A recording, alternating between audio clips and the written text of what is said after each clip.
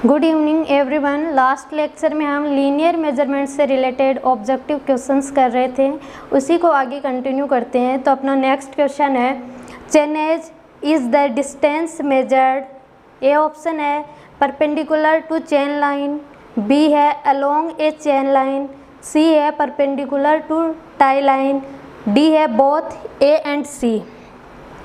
तो देखिए, कोई भी चेन लाइन है, सपोज दैट आपके पास में ये चेन लाइन है, तो इसके अलोंग जो डिस्टेंस मेज़र करते हैं उसको अपन चेनेज बोलते हैं, और इसके लेटरल डायरेक्शन में वो परपेंडिकुलर भी हो सकती है, वो किसी इंक्लाइनेशन पे भी हो सकती है, उसको अपन ऑफसेट बोलते हैं। ठीक है, तो ऑफसेट है वो दो टाइप के होते हैं, या तो परपेंडिकुलर ऑफसेट या फिर किसी इंक्लाइनेशन पे होता है, उसको अपन बोलते हैं ओब्लिक ऑफसेट। तो इसके लिए जो करेक्ट आंसर रहेगा वो रहेगा B, along to chain line.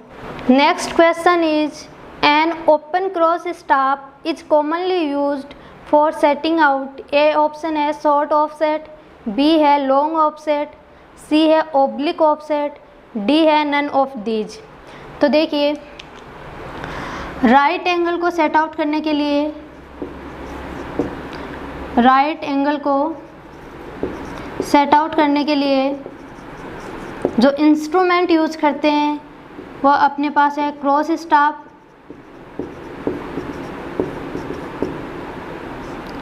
Optical square,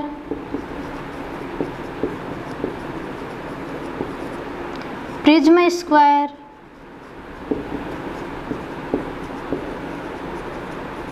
and site square. Cross staff है, इसको अगेन 3 पार्ट्स में डिवाइड किया गया है। ओपन क्रॉस स्टाफ,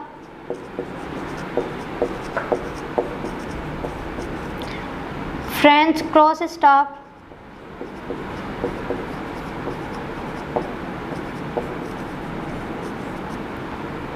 और एडजस्टेबल क्रॉस स्टाफ।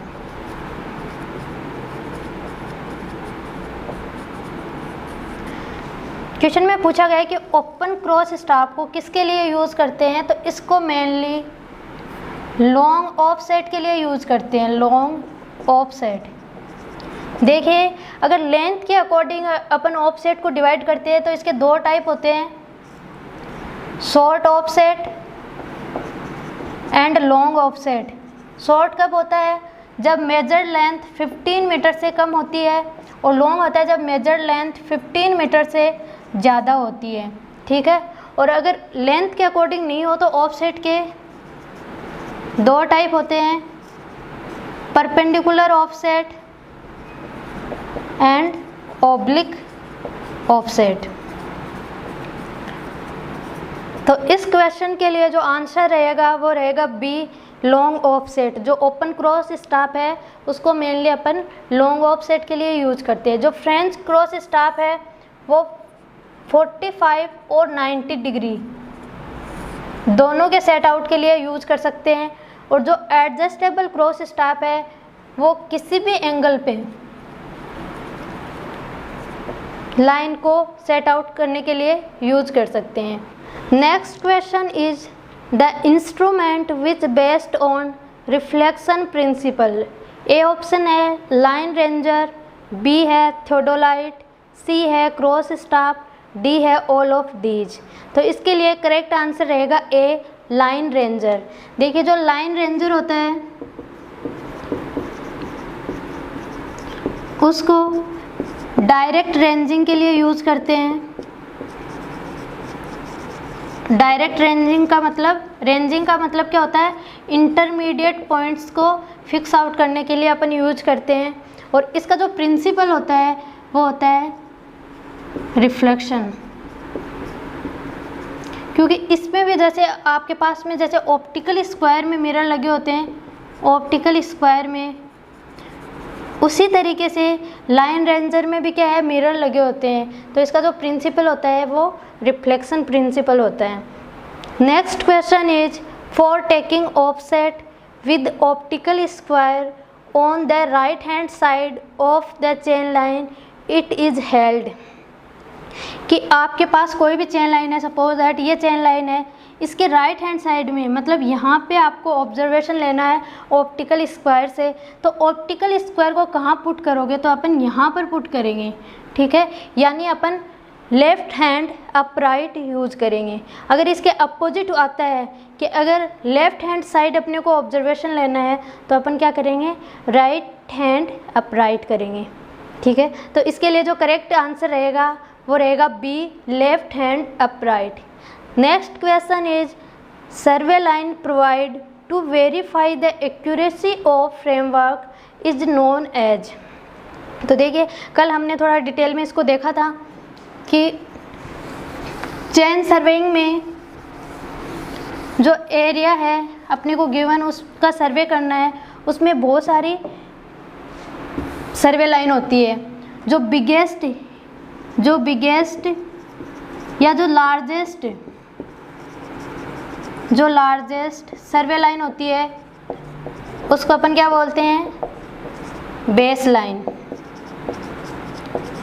और बेस लाइन की एक्यूरेसी ही वहाँ का जो सर्वे है उसकी एक्यूरेसी पे डिपेंड करता है, यानी बेस लाइन को जितनी ज़्यादा एक्यूरेटली आप मेजर करोगे सर्वे वर्क भी उतना ही एक्यूरेट होगा, ठीक है। उसके बाद में उसमें और भी लाइन थी, टाई लाइन थी एंड चेक लाइन थी। तो चेक लाइन है, इसका वर्क होता है कि जो फ्रेमवर्क बना रहे हैं उसकी एक्यूरेसी क्या है, ठीक है। और जो टाई लाइन है इसका काम होता है कि जो नियर बाई ऑब्जेक्ट है, नियर बाई ऑब्जेक्ट्स है उनकी डिटेल्स का काम होता है, ठीक है। तो इसके यहाँ पे एक्यूरेसी के लिए पूछा गया है, तो एक्यूरेसी के लिए अपन कौन सी लाइन देते हैं, चेक लाइन देते हैं। चेक लाइन का दूसरा नाम होता है प्रूफ लाइन, इसको अपन प्रूफ लाइन भी बोलते हैं, प्रूफ लाइन, ठीक है। तो इसके लिए जो करेक्ट आंसर रहेगा वो रहेगा बी, चेक लाइन। सॉरी, इसमें check line and proof line दोनों दिया हुआ है, तो इसके लिए जो करेक्ट आंसर रहेगा वो रहेगा D, both B and C. Next question is prolongation of chain line across an obstruction in chain surveying is. A option है मेकिंग एंगुलर मेजरमेंट्स, बी है drawing perpendicular with a chain, C है solution of triangle and D है all of these. तो देखिए कोई भी obstruction है,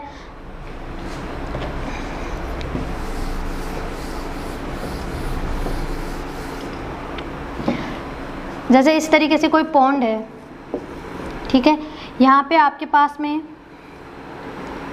ये पॉइंट ए है, ये पॉइंट बी है, ठीक है।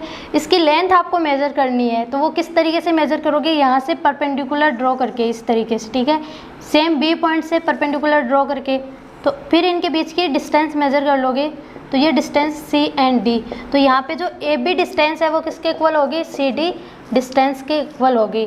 यानी आप किस तरीके से कर सकते हो, drawing perpendicular with a chain, ठीक है। तो इसके लिए जो करेक्ट आंसर रहेगा वो रहेगा B, drawing perpendicular with a chain.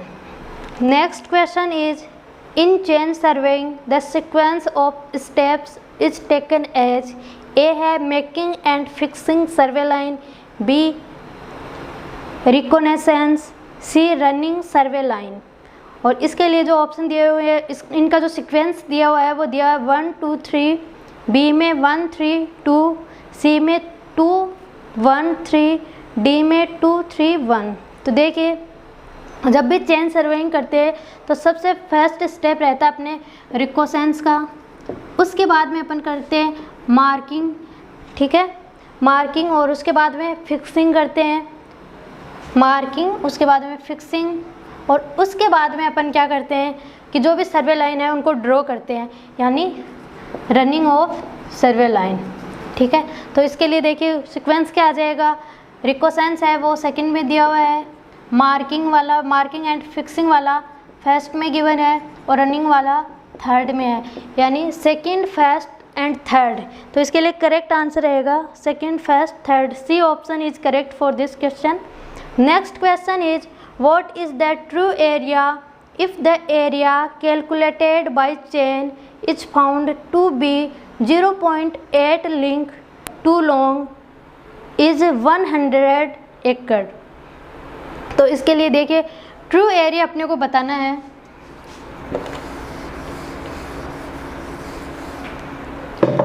तो ट्रू एरिया के लिए फॉर्मूला क्या होता है, true area is equal to actual length of chain upon standard length of chain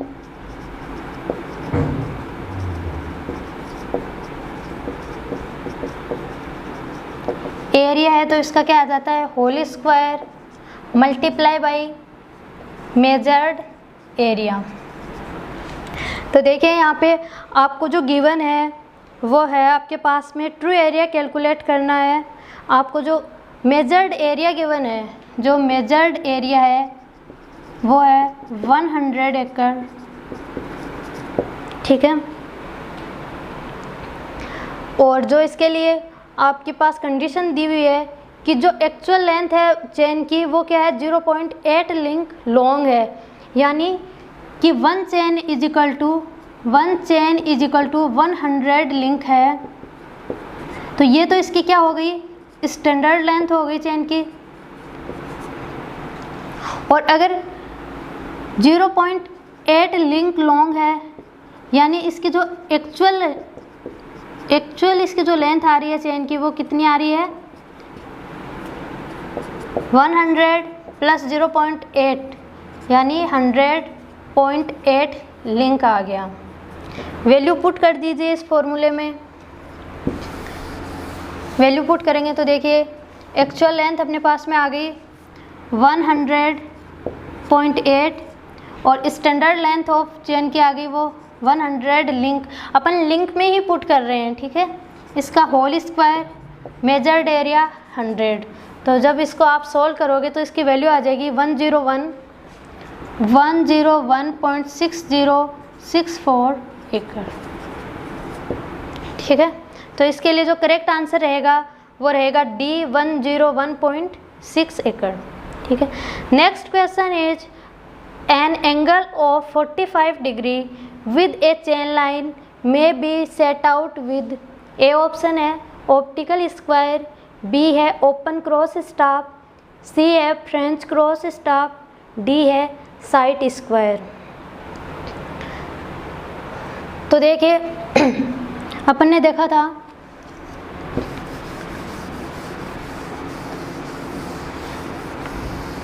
right angle को सेट आउट करने के लिए जो इंस्ट्रूमेंट यूज़ कर रहे थे उनमें था cross staff, optical square, prism square and site square. Cross staff है उसको अगेन 3 पार्ट में डिवाइड किया गया था, open cross staff, open, French and adjustable. French है वो 45 भी मेजर कर सकता है और 90 भी मेजर कर सकता है। ओपन है वो 90 डिग्री के लिए यूज करते हैं। एडजस्टेबल जो क्रॉस स्टाफ है वो किसी भी एंगल के लिए एनी एंगल, ठीक है। इसके अलावा देखिए जो ऑप्टिकल स्क्वायर होता है, ऑप्टिकल स्क्वायर,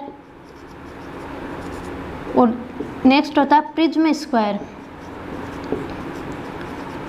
याद रखना है कि इन दोनों का जो प्रिंसिपल होता है, इन दोनों का जो प्रिंसिपल है वो है डबल रिफ्लेक्शन। इन दोनों की जो बनावट है वो भी सेम होती है। यानी कल अपन ने देखा था ऑप्टिकल स्क्वायर के लिए क्या होता है, एक मिरर होता है, एक मिरर तो हॉरिजन पे होता है जिसको हॉरिजॉन्टल होता है जिसको अपन बोलते हैं हॉरिजन, और एक है वो होता है इंडेक्स मिरर, वो इस तरीके से यहाँ लगा होता है। तो जो भी रे यहाँ से रिफ्लेक्ट होके कहाँ जाएगी, यहाँ, और फिर यहाँ से रिफ्लेक्ट होके इस तरीके से, ठीक है। तो अगर आपसे ये पूछा जाए क्वेश्चन में कि इंसिडेंट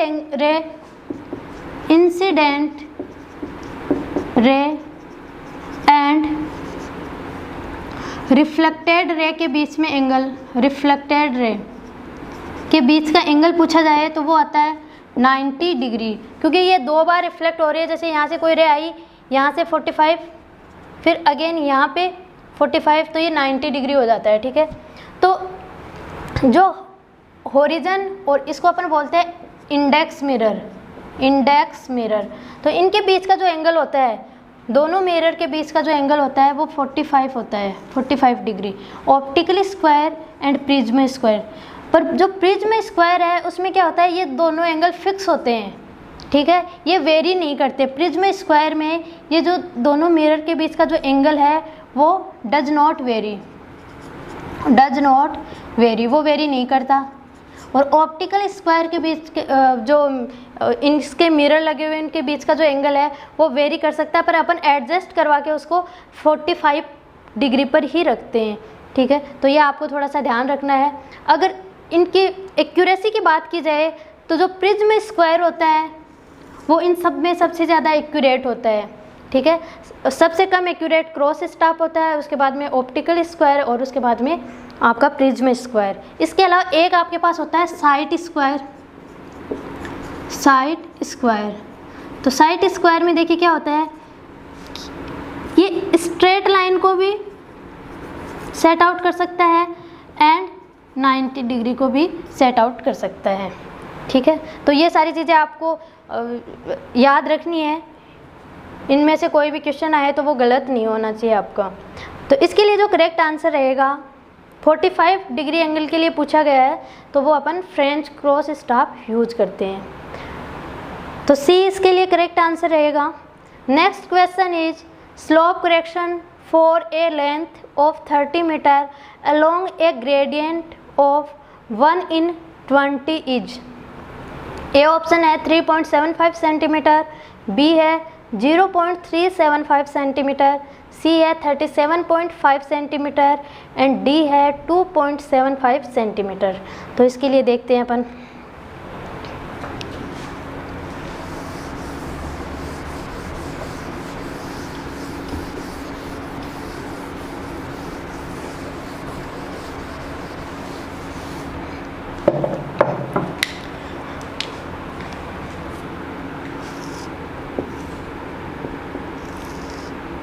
ठीक है, इस तरीके से आपके पास ए, बी एंड सी पॉइंट है। ठीक है, ए बी के बीच की लेंथ आपको गिवन है 30 मीटर आपको गिवन है, और इसका जो स्लोप गिवन है वो है 20, मतलब कि अगर 20 मीटर आप हॉरिजॉन्टल मेजर करते हो तो उसमें जो वर्टिकल जो चेंज हो रहा है वो 1 मीटर हो रहा है। तो अगर मैं इससे वैल्यू कैलकुलेट करूं, मतलब इस तरीके से एंगल आ गया, ये 20 है, ये 1 है, तो ये आ जाएगा 20 का होल स्क्वायर प्लस 1 का होल स्क्वायर, यानी √401। हम जानते हैं कि जो स्लोप के लिए करेक्शन होता है वो क्या होता है, L1 माइनस कोस थीटा, यही होता है। अगर ये एंगल आपको थीटा गिवन है, ये L गिवन है, तो इसका ये कंपोनेंट क्या आ जाएगा, L कोस थीटा। और करेक्शन क्या होता है, actual length minus actual distance लिख देते हैं, minus major distance. Actual distance क्या है, L कोस थीटा, और मेजर डिस्टेंस क्या है, L है, तो इसे क्या आ जाएगा, L कोस थीटा माइनस 1। अगर माइनस को मैं कॉमन ले लेती हूँ तो ये 1 माइनस कोस थीटा हो जाएगा। यहाँ से आप वैल्यू कैलकुलेट कर लीजिए। L की वैल्यू अपने पास 30 है, 1 माइनस कोस थीटा की वैल्यू देखिए क्या आता है, आप यहाँ से कैलकुलेट देख सकते हो, बेस अपॉन हाइपोटेनियस होता है। तो बेस देखिए, इसके लिए बेस कितना है, 20 है, हाइपोटेनियस की वैल्यू 401 आ जाएगी।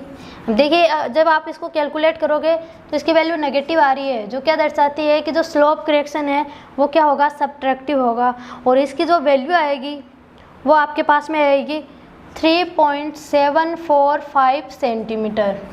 ठीक है, ये इसके लिए आंसर रहेगा। अब ऑप्शन जो दिए हुए हैं उसमें आपका रहेगा ए ऑप्शन इसके लिए करेक्ट है, 3.75 सेंटीमीटर करेक्ट आंसर है।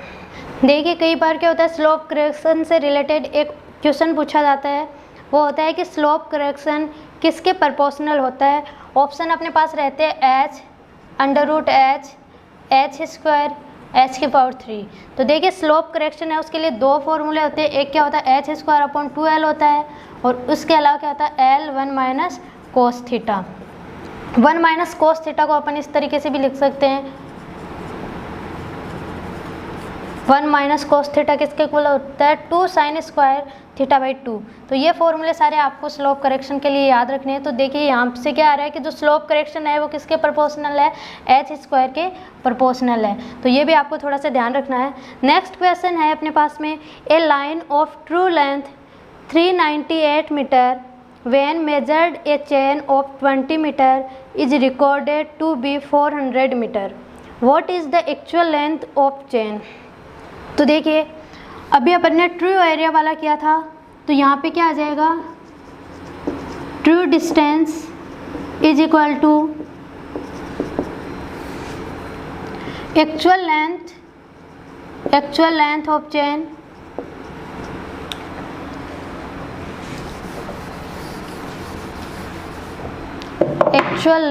Of chain upon standard length of chain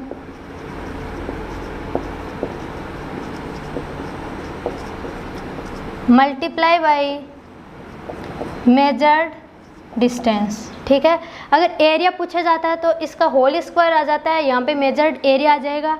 अगर वॉल्यूम पूछा जाता है तो उस केस में इसकी पावर 3 हो जाएगी, यहाँ पे मेजर्ड वॉल्यूम आ जाएगा। बस इतना सा चेंज होता है। ठीक है, तो अभी क्वेश्चन में अपने पास में ट्रू लेंथ गिवन है, यानी ये वाले वैल्यू गिवन है अपने पास में 398। एक्चुअल लेंथ है चेन की वो अपने को कैलकुलेट करनी है, सपोज दैट x है।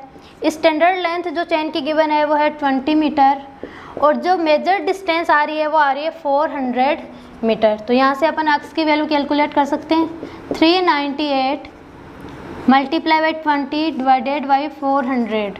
तो यहाँ से आपके पास में जो वैल्यू आएगी वो आएगी 19.9 मीटर। ठीक है, तो इसके लिए जो करेक्ट आंसर रहेगा वो रहेगा ए 19.9 मीटर।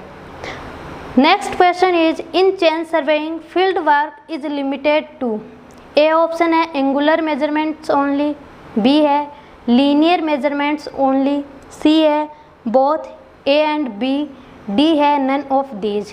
तो देखिए जब भी चेन सर्वेइंग करते हैं तो उसमें ओनली अपन क्या करते हैं, लेंथ मेज़र करते हैं, लेंथ या डिस्टेंस मेज़र करते हैं। ठीक है, तो इसको अपन क्या बोलेंगे, ओनली यहाँ पे क्या हो रहा है, लीनियर मेजरमेंट्स हो रहे हैं।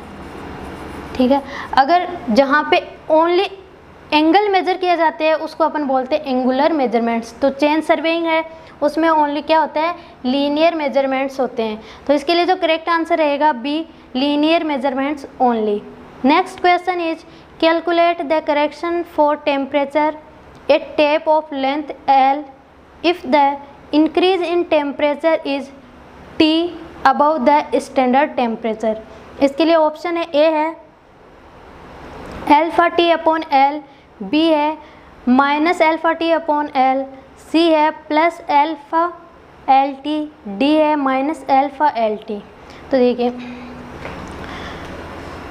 टेम्परेचर की वजह से जो करेक्शन आता है वो कम्युलेटिव होगा, पॉजिटिव एंड नेगेटिव। ठीक है, ये ध्यान रखना है, करेक्शन है वो पॉजिटिव भी हो सकता है और नेगेटिव भी हो सकता है। इसके लिए जो फॉर्मूला होता है वो क्या होता है, L alpha T field minus T standard. ठीक है, ये इसके लिए करेक्शन के लिए फॉर्मूला रहता है। यहाँ पे देखिए एल क्या है, लेंथ है, अल्फा क्या है, यहाँ पे थर्मल एक्सपेंशन कोफिशिएंट है, टी क्या है, यहाँ पे फील्ड का टी एफ है फील्ड का टेम्परेचर, टी एस है स्टैंडर्ड टेम्परेचर। अब देखिए क्वेश्चन में गिवन है कि जो फील्ड का टेम्परेचर है वो स्टैंडर्ड टेम्परेचर से टी ज़्यादा है। ठीक है, ये वैल्यू यहाँ पुट कर देते हैं, तो यहाँ से वैल्यू क्या आ जाएगी, L alpha T S plus T minus T S. ठीक है, तो वैल्यू क्या आ गई यहाँ से, एल अल्फा टी पॉजिटिव में आ रहा है। ठीक है, तो इसके लिए जो करेक्ट आंसर रहेगा वो रहेगा C plus L alpha T. Next question is cumulative error is also known as. तो देखिए इससे पहले भी हमने एरर के बारे में डिस्कस किया था। एरर है वो 3 टाइप की होती है। एरर 3 टाइप की होती है। एक होती है मिस्टेक, सेकंड होती है कम्युलेटिव एरर, थर्ड होती है compensating error.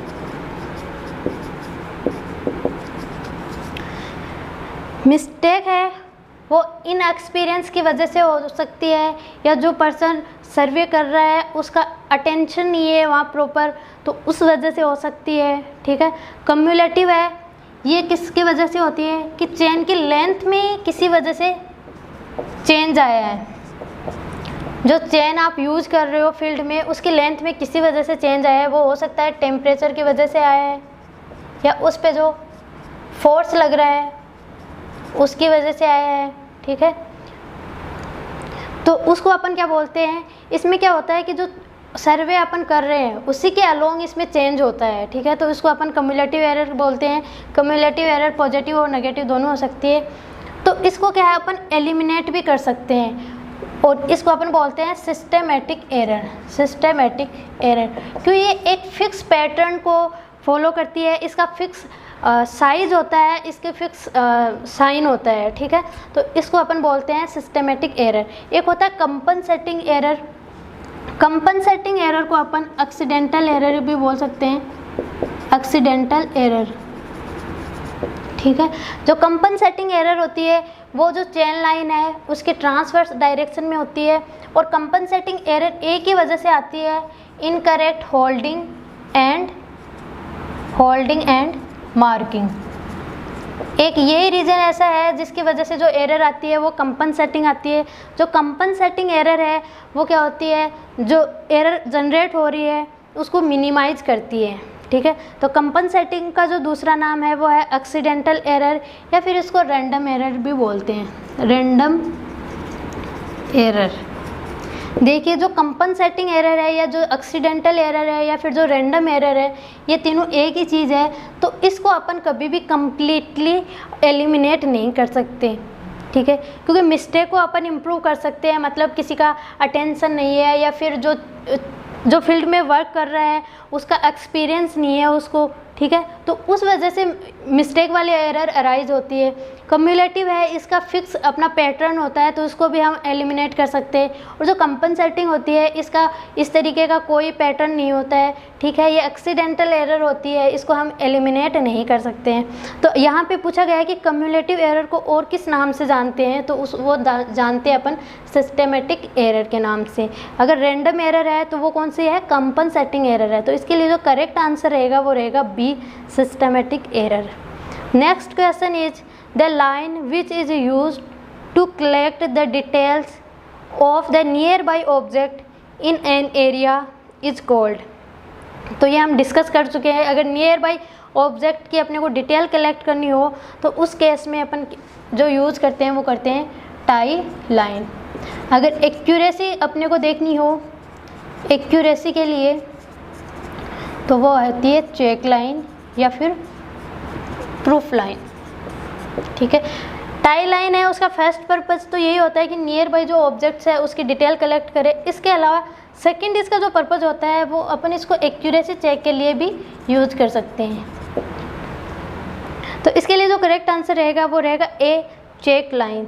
Next question is calculate total correction required if a line measured using 20 meter chain is 2380 meter, actual length of chain is 20.2 meter। देखिए इसमें आपको कितना उसमें करेक्शन हुआ है ये आपको कैलकुलेट करना है। ठीक है। तो इसको देखते हैं अपन। अभी जो क्वेश्चन किया था सेम फॉर्मूला वही रहेगा। True length is equal to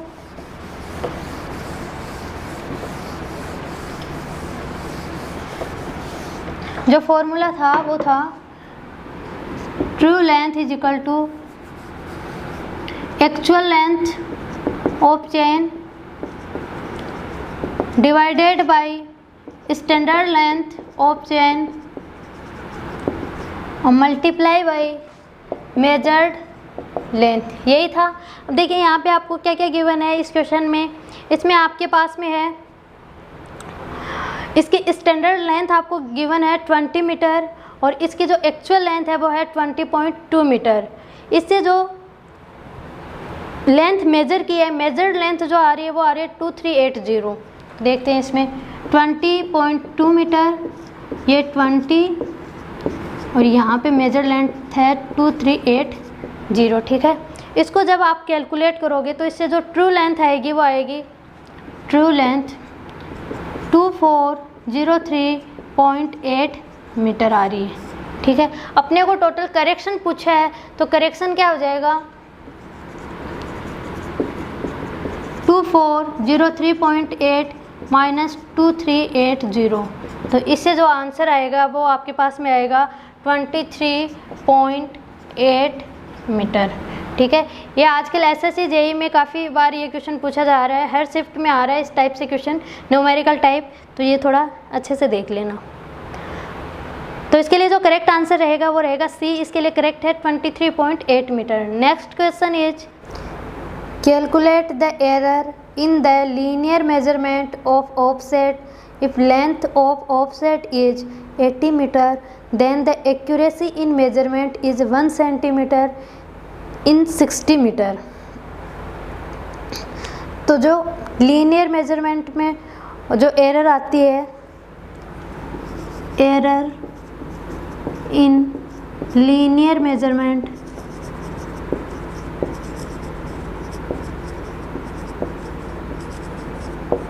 वो आती है length of offset, length of offset और मल्टीप्लाई बाई स्केल, ठीक है। तो देखिए यहाँ पे लेंथ ऑफ ऑफसेट कितनी गिवन है 80 मीटर गिवन है और स्केल है वो है 1 centimetre is equal to 60 metre. इस 60 मीटर को अपन सेंटीमीटर में चेंज करेंगे तो ये आ जाएगा आपके पास में 6000, यह सेंटीमीटर में आ गया, ठीक है। ये मीटर में है, इसको अगर mm में चेंज करूँगी तो 10 की पावर 3 आ गया। यहाँ से जब आप कैलकुलेट करोगे तो इसकी वैल्यू आपके पास में आ जाएगी 13.3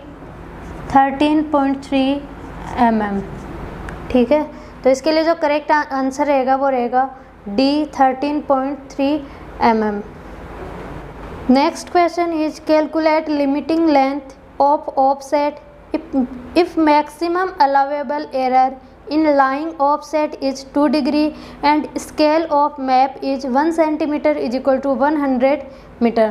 तो देखिए इसके लिए ये कोई चेन लाइन है, ये आपके पास में ऑफसेट की जो लेंथ L है वो आपको कैलकुलेट करनी है। ये जो एंगल है थीटा ये आपके पास में है 2 डिग्री। अगर ये लेंथ L है तो देखिए इसका ये जो कंपोनेंट आएगा वो क्या आ जाएगा L साइन थीटा। ये क्या है लीनियर मेजरमेंट में एरर, तो जो मैक्सिमम एरर होती है वो किसके इक्वल होती है 0.25 mm की इक्वल होती है, ठीक है। यानी जो L साइन थीटा आ रहा है वो इसके इक्वल है। अब देखिए थीटा की वैल्यू है अपने पास में L sine 2 degree is equal to 0.25 mm।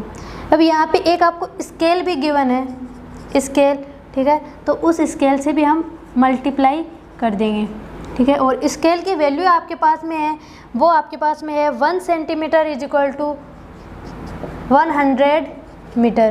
तो इसको आप जो 1 centimetre is equal to 100 metre given है इसको सेंटीमीटर में चेंज कर लेंगे, ठीक है। ये आपके पास वैल्यू आ गई। यहाँ से आप L कैलकुलेट कर सकते हो। ये जो mm में है इसको भी आप सेंटीमीटर में चेंज कर लेना। 0.25 multiply by 10,000 divided by sine 2 degree, और इसको अगर मैं सेंटीमीटर में चेंज करूँगी तो 10 से डिवाइड कर दूँगी, ठीक है। तो यहाँ से आपके पास में जो L की जो वैल्यू आएगी वो आएगी 71.63 मीटर। तो इसके लिए जो करेक्ट आंसर रहेगा वो रहेगा B 71.63 metre. Next question is which of the following instrument is used for setting out right angle. तो राइट एंगल के सेट आउट करने के लिए हम क्या यूज करते हैं। ए ऑप्शन है इसके लिए क्लाइनोमीटर, बी है ऑफसेट रोड, सी है प्रिज्म स्क्वायर, डी है प्लम बॉब। तो इसके लिए करेक्ट आंसर रहेगा प्रिज्म स्क्वायर। देखिए अपन बहुत बार डिस्कस कर चुके हैं इसके लिए। एक तो आपके पास में क्या होता है, क्रॉस स्टाफ होता है, इसके अलावा ऑप्टिकल स्क्वायर होता है, प्रिज्म स्क्वायर होता है एंड साइड स्क्वायर होता है। ये आपको ध्यान रखना है। इन चारों से अपन क्या कर सकते हैं, राइट एंगल को सेट आउट कर सकते हैं, राइट एंगल सेट आउट कर सकते हैं। ठीक है, प्लम बॉब है, प्लम बॉब को सेंटरिंग के लिए यूज करते हैं। और जो ऑफसेट रोड है, ऑफसेट रोड इसकी लेंथ याद रखना, इसकी जो लेंथ होती है वो होती है 3 मीटर। ये कई बार क्वेश्चन पूछा जाता है कि ऑफसेट रोड है उसकी लेंथ क्या होती है, तो 3 मीटर इसकी लेंथ होती है। ठीक है, next question is a line joining apex of triangle of some fixed point is called. Option A है चेक लाइन, बी है टाई लाइन, सी है बेस लाइन, डी है सर्वे लाइन। तो जो ट्राइंगल के अपेक्स को ज्वाइन करके जो लाइन बनती है उसको अपन बोलते हैं चेक लाइन। तो इसके लिए करेक्ट आंसर रहेगा A check line. Next question is the error which arise from inexperience is known as. तो हमने जस्ट अभी थोड़ी देर पहले देखा था कि एरर 3 टाइप की होती है, एरर 3 टाइप्स की होती है, मिस्टेक, कम्युलेटिव एंड रैंडम, या एक्सीडेंटल या फिर कंपनसेटिंग एरर। तो जो मिस्टेक है वो इनएक्सपीरियंस की वजह से, इनअटेंशन की वजह से, केयरलेसनेस की वजह से होती है। तो इसके लिए जो करेक्ट आंसर रहेगा वो रहेगा mistake, C option is correct. Next question is short offset are measured with, A option है इनवार टेप, बी है स्टील टेप, सी है ऑर्डिनरी चेन एंड डी है क्लॉथ टेप। तो देखिए शॉर्ट ऑफसेट कौन सा होता है, शॉर्ट ऑफसेट होता है, शॉर्ट ऑफसेट जिसकी लेंथ 15 मीटर से कम होती है। ठीक है, तो इसको मेजर करने के लिए हम ऑर्डिनरी चेन को यूज करते हैं। अगर इसमें इनवार टेप है तो इनवार टेप को कहाँ यूज़ करते हैं, जहाँ पे ज़्यादा एक्यूरेसी रिक्वायर्ड हो, यानी बेस लाइन को हम मेजर करने के लिए इनवार टेप यूज करते हैं। Next question is which instrument is not used to set right angle. A option है प्रिज्मेटिक कंपास, बी है प्लेन टेबल, सी है क्रॉस स्टाफ, डी है theodolite.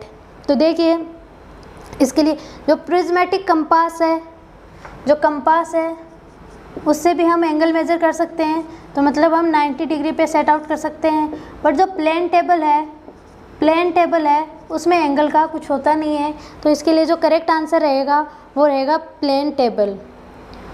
Next question is which error remain after mistake and systematic error. तो देखिए जो cumulative error है उसको अपन क्या बोलते हैं, सिस्टमेटिक एरर भी बोलते हैं। तो जो मिस्टेक है और जो सिस्टमेटिक एरर है उसको हम एलिमिनेट कर सकते हैं, बट जो रैंडम एरर है या जो एक्सीडेंटल एरर है या फिर उसको कंपनसेटिंग एरर भी बोलते हैं, तो इसको हम एलिमिनेट नहीं कर सकते। इसके ऑप्शन अपने को गिवन है एक्सीडेंटल एरर, बी है कंपनसेटिंग एरर, सी है रैंडम एरर, डी है ऑल ऑफ दीज। तो इसके लिए जो करेक्ट आंसर रहेगा वो रहेगा ऑल ऑफ दीज, क्योंकि इसमें तीनों ही है, एक ही चीज़ है, चाहे वो रैंडम बोले या फिर उसको एक्सीडेंटल बोले या फिर उसको कंपनसेटिंग बोले। ठीक है, जो एक्सीडेंटल एरर है उसको हम थोड़ा बहुत चेंज कर सकते हैं, इसके लिए मैथ्स लॉ ऑफ प्रोबेबिलिटी को फॉलो करते हैं। और एक चीज़ और याद रखनी है कि जो एक्सीडेंटल एरर है वो इन्वर्सली प्रोपोर्शनल होती है अंडर रूट एन। यहाँ पे एन क्या है, नंबर ऑफ ऑब्जर्वेशन, ठीक है, तो ये थोड़ा सा याद रखना है, कई बार ऑब्जेक्टिव क्वेश्चंस में ऐसा पूछ लिया जाता है। Next question is the difference between two measured value of same quantity is, A option है रेजिडुअल एरर, बी है परमिसिबल एरर, सी है डिस्क्रिपेंसी, डी है नन ऑफ दीज। तो सेम क्वांटिटी की दो जो वैल्यू होती है उनके बीच जो डिफरेंस आता है उसको अपन बोलते हैं डिस्क्रिपेंसी। तो इसके लिए करेक्ट आंसर रहेगा C. Next question is which of the following condition require geodetic surveying, A option है हॉरिजॉन्टल कर्व रेंजिंग, बी है वर्टिकल कर्व रेंजिंग, सी है survey of country and D है प्रीलिमिनरी सर्वे। तो देखिए geodetic सर्वे अपन वहाँ use करते हैं जहाँ पे सर्वेड एरिया लार्ज हो, ठीक है, यानी जो एरिया है वो ग्रेटर देन 250 स्क्वायर किलोमीटर हो, वहाँ पे हम जियोडेटिक सर्वे करते हैं, ठीक है। तो इसके लिए जो करेक्ट आंसर रहेगा वो रहेगा सर्वे ऑफ कंट्री, क्योंकि उसमें जो एरिया है वो ऑफकोर्स 250 स्क्वायर किलोमीटर से ज़्यादा होता है। Next question is survey of India publishing topo sheets using a scale of, A option है 1:1000, बी है 1:5000, सी है 1:10,000 एंड डी है 1:50,000। तो देखिए जो टोपो सेट के लिए जो टोपो सीट है उसके लिए जो स्केल यूज किया जाता है वो किया जाता है 1 centimetre is equal to 500 metre, यानी मैं इसको ऐसे बोल सकती हूँ 1 रेशो, मैं अगर आरएफ में इसको कन्वर्ट करूँ तो ये क्या आ जाएगा 1 सेंटीमीटर अपॉन 500 मीटर, इसको सेंटीमीटर में चेंज करेंगे, ठीक है, तो यानी 1:50,000। स्केल से आजकल बहुत ज़्यादा क्वेश्चन पूछे जाते हैं, तो थोड़ा ऐसे ध्यान रखना है आपको कि टोपो सीट के लिए जो यूज़ किया जाता है वो क्या होता है 1 centimetre is equal to 500 metre. तो इसके लिए करेक्ट आंसर रहेगा D. Next question is scale for forest map 1:10,000, B है 1:100, सी है 1:25,000 एंड डी है 1:1000। तो देखिए फॉरेस्ट मैप के लिए जो स्केल होता है वो होता है 1 centimetre is equal to 250 metre, यानी इसका जो रेशियो आ जाएगा वो क्या आ जाएगा 25,000, 1 रेशियो अपॉन 25,000। तो इसके लिए करेक्ट आंसर रहेगा सी।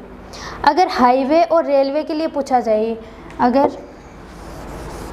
हाईवे और रेलवे के लिए पूछा जाए तो वो 1 centimetre is equal to 60 metre, यानी 1 रेशियो इज इक्वल टू 6000। और मिनिमम पूछा जाए तो वो होता है 1 centimetre is equal to 10 metre, मतलब ये वेरी करता है 1 centimetre is equal to 10 metre to 1 centimetre is equal to 70 metre तक ये वेरी करता है, ठीक है।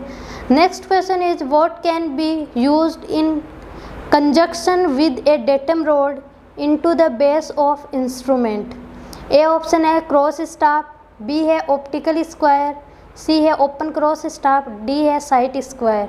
तो इसके लिए करेक्ट आंसर रहेगा डी साइट स्क्वायर, ठीक है। Next question is the smallest scale adopted in topographical survey is, A option है 1 centimetre is equal to 0.25 kilometre, B है 1 centimetre is equal to 10 metre, C है 1 centimetre is equal to 160 kilometre, D है 1 centimetre is equal to 2.5 kilometre. देखिए यहाँ पे आपसे smallest scale पूछा गया है टोपोग्राफिक सर्वे के लिए, तो वो होता है 1 centimetre is equal to 2.5 kilometre, ठीक है। अगर ये रेशियो में पूछता है तो आप इसको रेशियो में चेंज कर सकते हो, 1 सेंटीमीटर 2.5 किलोमीटर को पहले मीटर में चेंज करोगे तो 1000 से मल्टीप्लाई करोगे, फिर अगेन मीटर को सेंटीमीटर में चेंज करोगे तो 100 से मल्टीप्लाई करोगे, इससे जो भी वैल्यू आएगी वो आपकी रेशियो की वैल्यू हो जाएगी। ये स्मॉलेस्ट पूछा है, अगर लार्जेस्ट पूछता, टोपोग्राफी में भी ये लार्जेस्ट पूछता तो वो होता है 1 centimetre is equal to 10 metre, ये ध्यान रखना है। अगर जियोग्राफी सर्वे की बात करता है, जियोग्राफिकल सर्वे में की स्केल क्या होता है, तो वो होता है 1 centimetre is equal to 160 kilometre. ये इसका स्मॉलेस्ट स्केल है, स्मॉलेस्ट स्केल। तो यहाँ पर इस टॉपिक से यानी लीनियर मेजरमेंट से रिलेटेड जितने भी ऑब्जेक्टिव क्वेश्चंस, जिसमें एसएससी में आए हुए सारे क्वेश्चंस को यहाँ कवर किया गया है। इसके अलावा जितने भी क्वेश्चंस बनते थे वो सारे यहाँ सॉल्व कराए गए हैं। इसके अलावा और भी कोई क्वेश्चन रहेगा तो वो हम आगे के जो भी लेक्चर होंगे उनमें देख लेंगे। नेक्स्ट क्लास में हम देखेंगे कंपास सर्वेइंग से रिलेटेड ऑब्जेक्टिव क्वेश्चंस। अगर हमारा वीडियो आपको पसंद आए तो लाइक, शेयर एंड सब्सक्राइब ज़रूर करें। Thank you.